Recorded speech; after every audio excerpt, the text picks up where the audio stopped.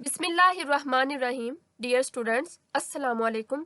Students, आज के lecture में हम change of basis and unitary transformation के बारे में स्टडी करेंगे।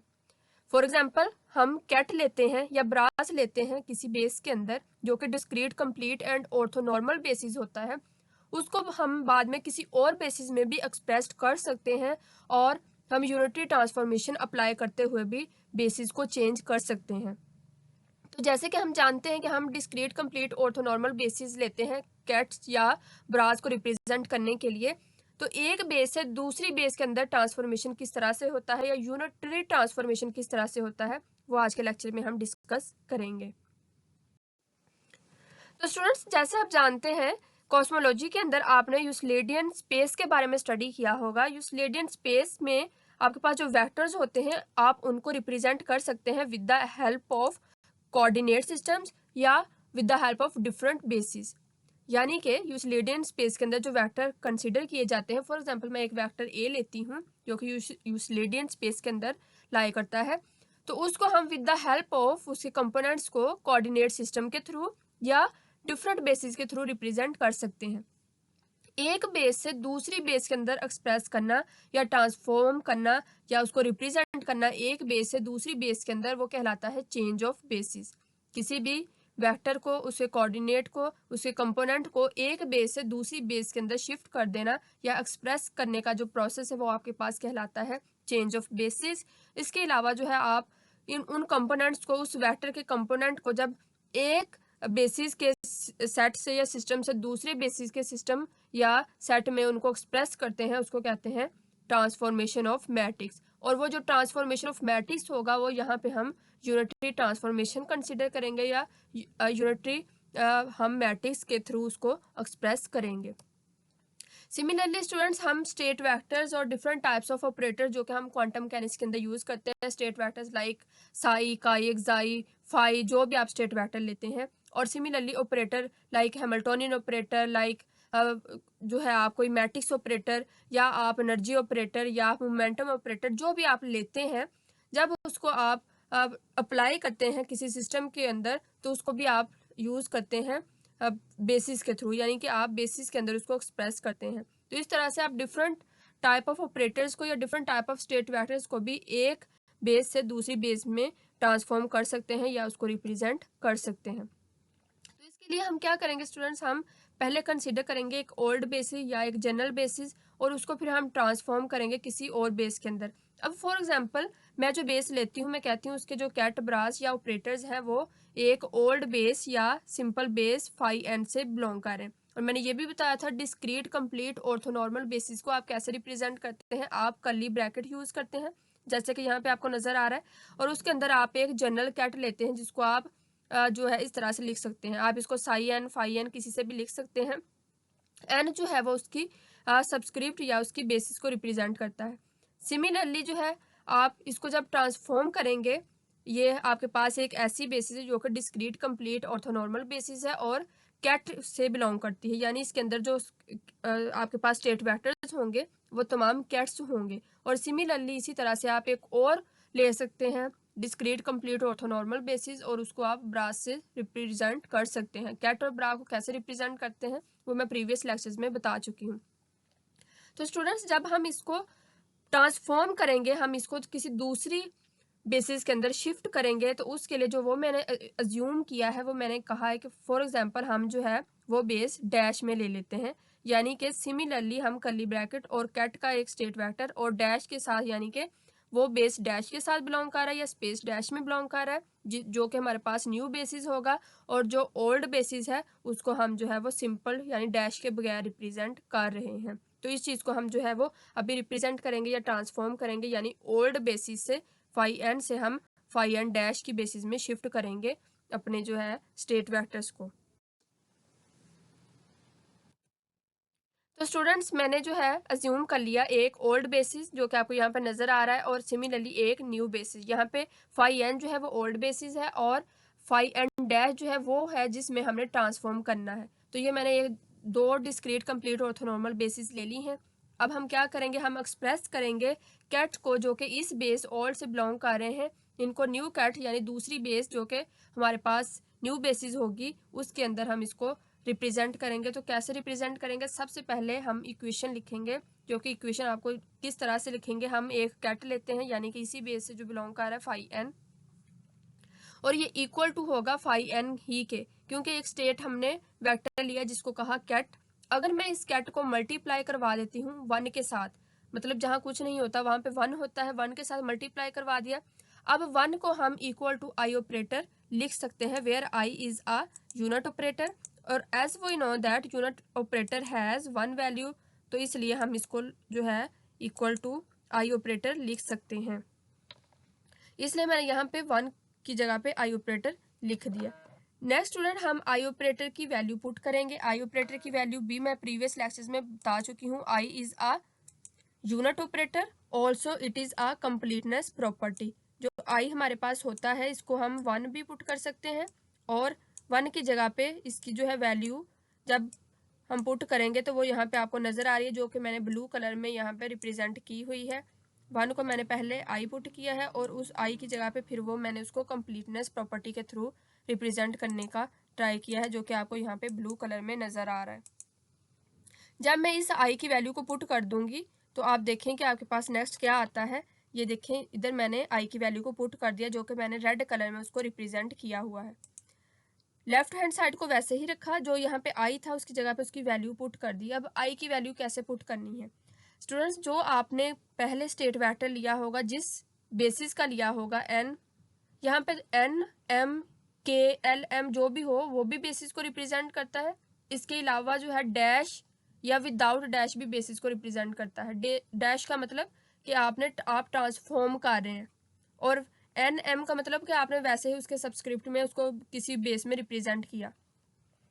तो जब मैंने ओरिजिनल स्टेट वेक्टर लिया एन में लिया, तो अब मुझे जो बेस है एन वो चेंज करना होगी। क्यों? क्योंकि अगर हम आई या किसी भी और ऑपरेटर की वैल्यू पुट करते हैं तो हमें वहां पे बेस चेंज करना होगा, ताकि हम इजीली डिफ्रेंशिएट कर सकें, चीज़ें मिक्सअप ना हो। जो पहले से लिया गया स्टेट वेक्टर है वो बाद में आई जो आपके पास ऑपरेटर है उसके स्टेट वेक्टर्स के साथ मिक्सअप ना हो, तो इसलिए मैंने एन को जो है अब चेंज करके एम में ली है बेसिस। सिमिलरली पहले हमारे पास विदाउट डैश था, यानी कि ओल्ड बेस थी, अब जो है हम उसको डैश में लिखेंगे, यानी न्यू बेसिस के अंदर लिखेंगे। तो जब भी आप समीशन के साथ और एक कैट और एक ब्रा को इस तरह से लिखते हैं, प्रोडक्ट में कैट और ब्रा की प्रोडक्ट लिखते हैं साथ में समीशन, तो वो आपके पास कहलाता है आई ऑपरेटर, यूनिट ऑपरेटर, या इसको हम कंप्लीटनेस प्रॉपर्टी भी कहते हैं। तो इस वैल्यू को फिर मैंने यहाँ आई की जगह पे इसी इक्वेशन में यहाँ पे पुट कर दिया, जो कि आपको नजर आ रहा है, और ये वाला आपके पास फैक्टर इधर एज इट इज आ जाएगा। अगले स्टेप में हम स्टूडेंट्स क्या करेंगे, हम अब देखें कि ये वाला जो है ये इधर मल्टीप्लाई हो रहा है, तो यहाँ पे ये दोनों इनर प्रोडक्ट हैं, यानी कि आपके पास ब्रा और कैट की, यानी कि ऑर्डर वाइज अगर देखें तो या ये जो है आपके पास ऑर्डर वाइज नहीं है, ब्रा और कैट की प्रोडक्ट ऑर्डर वाइज है। तो इन दोनों को मैंने पहले लिख लिया है, और ये जो आपके पास सिंगल कैट था इसको मैंने यहाँ पे बाद में लिख लिया। समीशन एज इट इज आ गया, इसको और इन दोनों को, इन फैक्टर्स को मैंने यहाँ पे पहले लिख लिया है, और उसके बाद जो आने वाला फैक्टर है वो मैंने बाद में लिखा है, यानी कि इसको मैंने इन दोनों को यहाँ पे पहले लिख दिया है इधर, और ये वाला जो फैक्टर था इसको मैंने अब यहाँ पे राइट किया है। तो यहाँ राइट करने के बाद जो है मैंने इसको रिप्लेस कर दिया है फाई एम डैश और फाई एन डैश को एक ऑपरेटर यू एम एन से, where U M N is a unitary operator, U for unitary. तो ये यू एम एन जो है वो एम एन उसकी बेसिस को रिप्रेजेंट कर रहा है, और यू जो है मैंने इसको नाम दे दिया है कि ये एक आपके पास यू ऑपरेटर है, और बाकी ये वाला फैक्टर मैंने यहाँ पे एज इट इज लिखा है। अब यहाँ पे जो यू एम एन है ये रिप्रेजेंट करेगा एम क्रॉस एन या एन क्रॉस एम मैट्रिक्स को। यू को अब हम in term of matrix right करेंगे। तो स्टूडेंट्स जब मैंने कहा कि हम u को एज अ मैट्रिक्स लेंगे, तो यहाँ पे आप देख सकते हैं कि जो मैंने वैल्यू पुट की u की वो यहाँ पे लिख लिया, u M N equal to क्या था, फाई एम डैश और phi N. So the matrix u providing the transformation from old basis to the new basis. ये हमें जो u ऑपरेटर है ये हमें ट्रांसफॉर्मेशन देगा ओल्ड बेसिस से न्यू बेसिस के अंदर, और इसको हम फिर कैसे राइट करेंगे, इसके राइट करने का तरीका आप देख सकते हैं, u इक्वल टू, अब यहाँ पे m और n, मतलब m एम और एन का मतलब होता है number of rose and number of columns, यानी एन क्रॉस एम हो या एम क्रॉस एन हो तो वो आपको रिप्रेजेंट करता है number of rose and number of column matrix को। तो यहाँ पे आप एम और एन की वैल्यू को कैसे वेरी करेंगे, आप जानते हैं आपके पास मैट्रिक्स में होता है 1 1, यानी अगर सिंपल मैट्रिक्स हो तो A11, A12, A13। सिमिलरली आप जो है इसको एन मैट्रिक्स तक जो है रिप्रेजेंट कर सकते हैं। जो आपके पास यू मैट्रिक्स है इसको रिप्रेजेंट करने का क्या तरीका है कि मैं यहाँ पे इसको यहाँ पे थोड़ा सा हाईलाइट कर देती हूँ। यहाँ पे ये देखें A11 फर्स्ट फैक्टर सेकंड, यानी रो का फर्स्ट रो का second factor A12, A13। Similarly A21, A22, A23, A31, A32, A33 and so on, आप इसको एन में भी रिप्रेजेंट कर सकते हैं। तो इस तरह से यहाँ पे यू जो है वो ट्रांसफॉर्म कर रहा है, रिप्रेजेंट कर रहा है कि आपके पास ओल्ड और new basis, old basis and new basis, similarly old basis and new basis. तो यहाँ पे यू हमारे पास एज अ मैट्रिक्स बिहेव कर रहा है, इसको हम यूनिटरी मैट्रिक्स भी कहेंगे। और इस तरह से हम जो है ओल्ड बेसिस से न्यू बेसिस के अंदर मूव कर सकते हैं या ट्रांसफॉर्मेशन कर सकते हैं। सिमिलरली जो मैंने पहले इक्वेशन राइट की थी उसको मैंने यहाँ पे रीराइट किया है। रीराइट करने का मकसद क्या है कि यहाँ पे जो हमारे पास फैक्टर था इससे हम जो है न्यू और ओल्ड बेसिस को रिप्रेजेंट करेंगे। यहाँ पे फाई एन जो है वो ओल्ड बेसिस को रिप्रेजेंट कर रहा है, यानी as we know that ket is a column matrix. मैंने बताया था कैट आपके पास कॉलम मैट्रिक्स होता है और ब्रा आपके पास रो मैट्रिक्स होता है। तो ये कॉलम मैट्रिक्स होता है, तो अगर हम इसको ओल्ड में लिखें हम लिखेंगे एक्स वाई और जी, यानी उसके सिंपल कंपोनेंट्स की फॉर्म में अगर हम किसी कैट को लिखें तो उसके आपके पास कंपोनेंट्स आ जाएंगे एक्स वाई एंड जी। इसको मैं यहाँ पे लिख देती हूँ कि ये जो आपके पास फाई एन है ये रिप्रेजेंट कर रहा है इस मैट्रिक्स को, यानी कॉलम मैट्रिक्स को, ओल्ड मैट्रिक्स को। सिमिलरली यू एम एन जो है वो यहाँ पे ये यू की वैल्यू आ जाएगी जो हमने अभी फाइंड की है, ये वाली वैल्यू जो हमने अभी राइट किया है इसकी वैल्यू, और वो पूरा आपके पास मैट्रिक्स। और यहाँ पे जो फाई एम डैश है ये आपके पास रिप्रेजेंट करेगा न्यू बेसिस को, और न्यू बेसिस के हम कंपोनेंट्स को लिखेंगे X dash Y dash and Z dash. तो इसी तरह से स्टूडेंट्स आप यूनिटरी ऑपरेटर के थ्रू ओल्ड बेसिस से न्यू बेसिस में मूव कर सकते हैं। सिमिलरली मैं यहाँ पे आपको बता देती हूँ कि फाई एन यहाँ पे अगेन किसको रिप्रेजेंट कर रहा है, ओल्ड बेसिस को। तो हम इसको कह सकते हैं कि ये ओल्ड बेसिस से बिलोंग करता है, और सिमिलरली जो फाई एन है वो न्यू बेसिस से बिलोंग करता है, तो इसलिए हम इसको कहेंगे कि ये न्यू बेसिस से बिलोंग। सिमिलरली स्टूडेंट्स नेक्स्ट एक एग्जांपल है जिसमें कहा जा रहा है prove a transformation matrices corresponds to unitary operator. आपसे कहा जा रहा है कि आपने ट्रांसफॉर्मेशन मैट्रिक्स से कॉरेस्पॉन्ड करता हुआ एक यूनिटरी ऑपरेटर जो है वो प्रूव करना है। तो उसके सोल्यूशन के लिए सबसे पहले जो है अज्यूम कर लें, कंसिडर कर लें, let U be an operator corresponding to a transformation matrix. मैंने एक यू ऑपरेटर लिया है जो कि कॉरेस्पॉन्ड कर रहा है किससे, ट्रांसफॉर्मेशन मैट्रिक्स से, हमने अभी प्रूफ भी किया है। And you dagger is it's adjoint, और जो यू डैगर होगा वो उसके एडजॉइंट को रिप्रेजेंट करेगा। अगर हम सिंपल यू को और यू डैगर को मल्टीप्लाई करवाते हैं तो हमारे पास जो आंसर आएगा वो इक्वल टू आई ऑपरेटर या यूनिट ऑपरेटर आएगा। वो भी मैं अभी लास्ट पे डिफाइन करूंगी और मैं उसको बता भी दूंगी। अगेन यू को और यू डैगर को मल्टीप्लाई करने से, प्रोडक्ट लेने से हमारे पास आंसर इक्वल टू 1 आएगा, और उसको हम यूनिट ऑपरेटर भी कह सकते हैं। ये दोनों ही यूनिट ऑपरेटर और ये आपके पास जो यूनिटरी ऑपरेटर है और उसका जो एडजॉइंट है ये बिलोंग कर रहे हैं discrete complete orthonormal basis phi N के साथ। ओके हो गया, यानी ओल्ड बेसिस के साथ ही। तो जब हम किसी भी मैट्रिक्स को या किसी भी हम ऑपरेटर को किसी बेसिस के साथ राइट करते हैं तो हम कैसे लिखते हैं, जैसे यहाँ पे आप देख सकते हैं मैंने लिखा ऑपरेटर यानी product of unitary operator, unitary operator and it's adjoint, उसको मैंने अप्लाई किया इस बेसिस के एक कैट के ऊपर यानी फाई एन के ऊपर।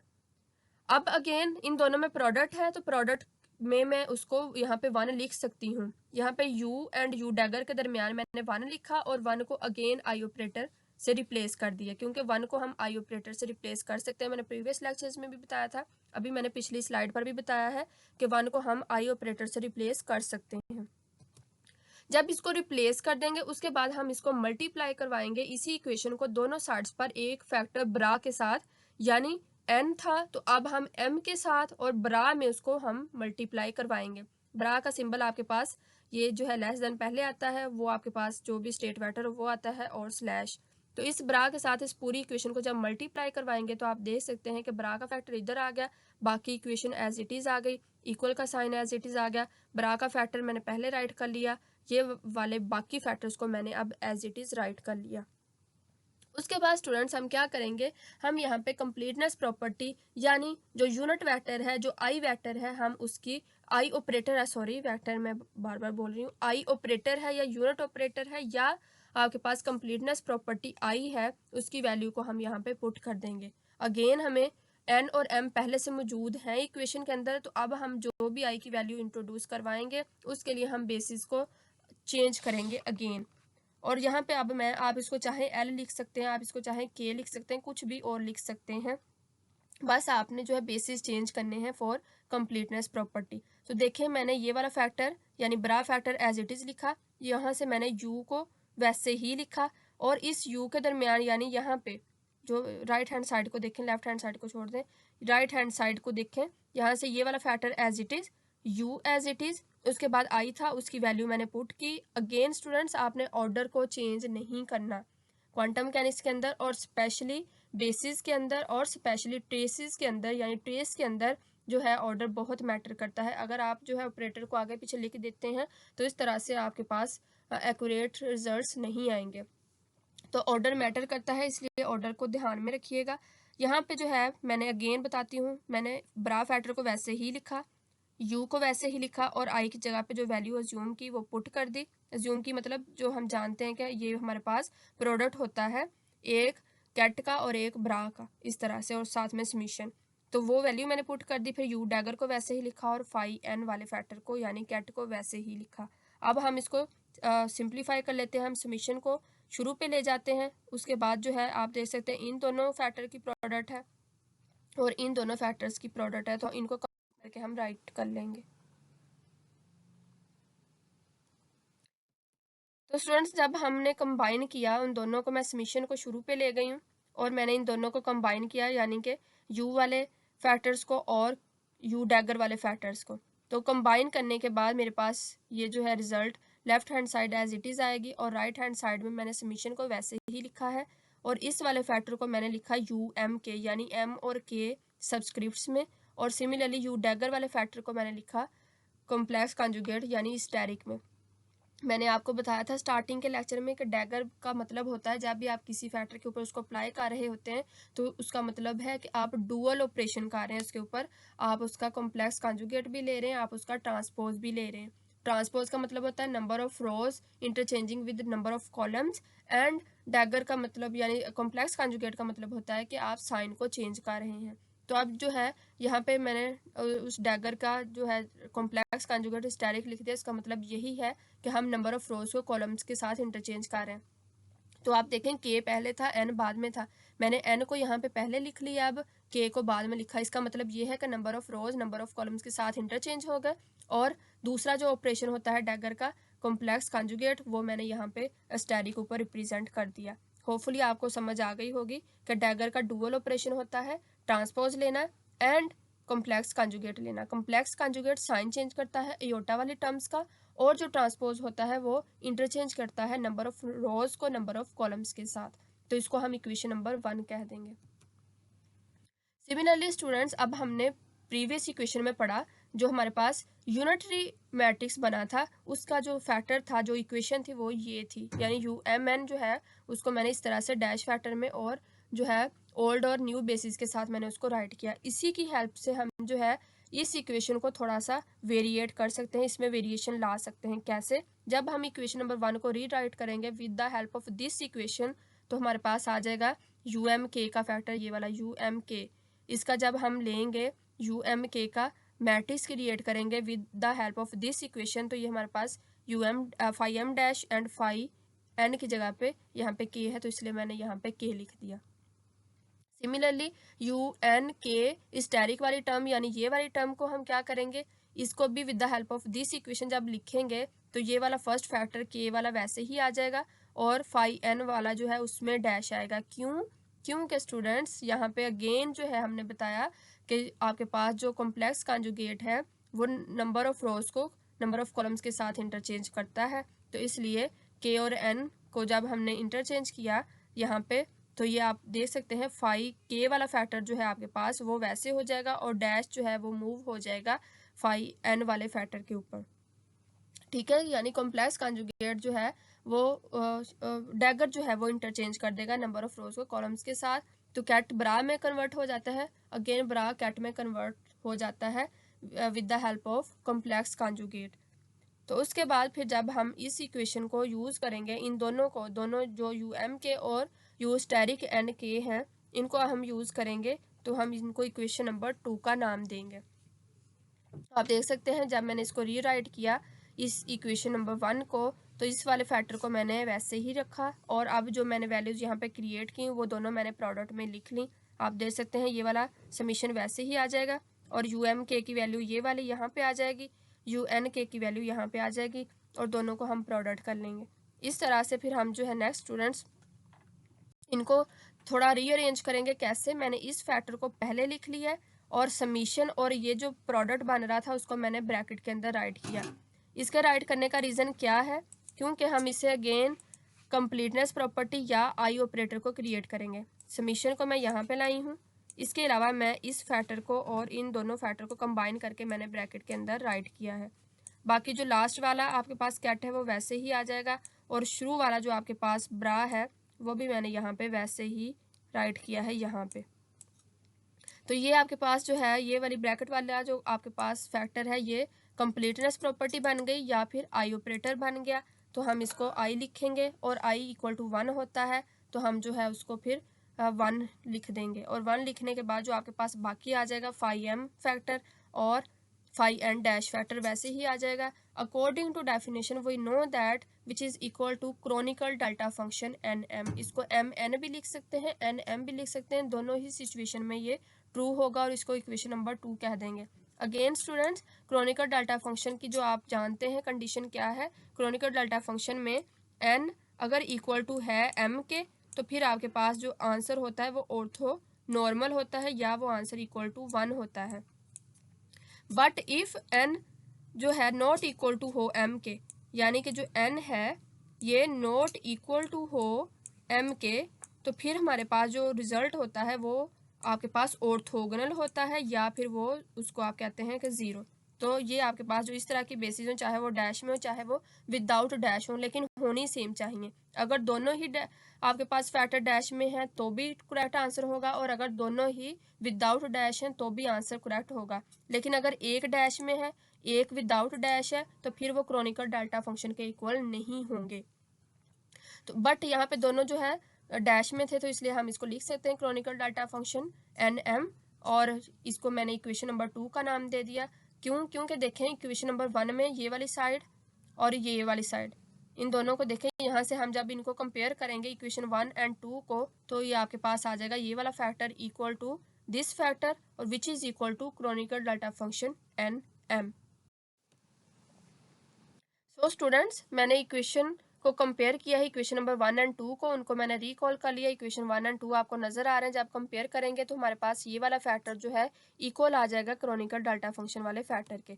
तो आप देख सकते हैं कि मैं इसको इस तरह से लिख सकती हूँ।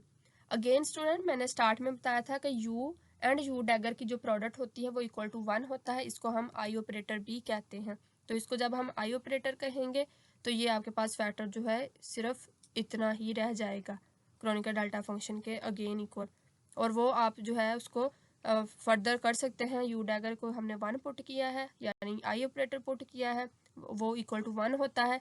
यहाँ से यू उधर चला जाएगा 1 ओवर यू और इसको हम यू डैगर यूनिवर्स भी लिख सकते हैं। तो इस तरह से स्टूडेंट्स हमारे पास ये प्रूफ हो जाता है और अगेन यू हमारे पास जो है वो यूनिटरी ऑपरेटर कहलाता है। आई जो है वो यूनिट ऑपरेटर और यू जो है वो यूनिटरी ऑपरेटर कहलाता है। तो इस तरह से स्टूडेंट्स ये था आज का लेक्चर। अगर कोई कुछ डिस्कस करना हो, कहीं से समझ ना आया हो तो मेरे से ज़रूर पूछ लीजिएगा। थैंक यू एंड अल्लाह हाफिज़।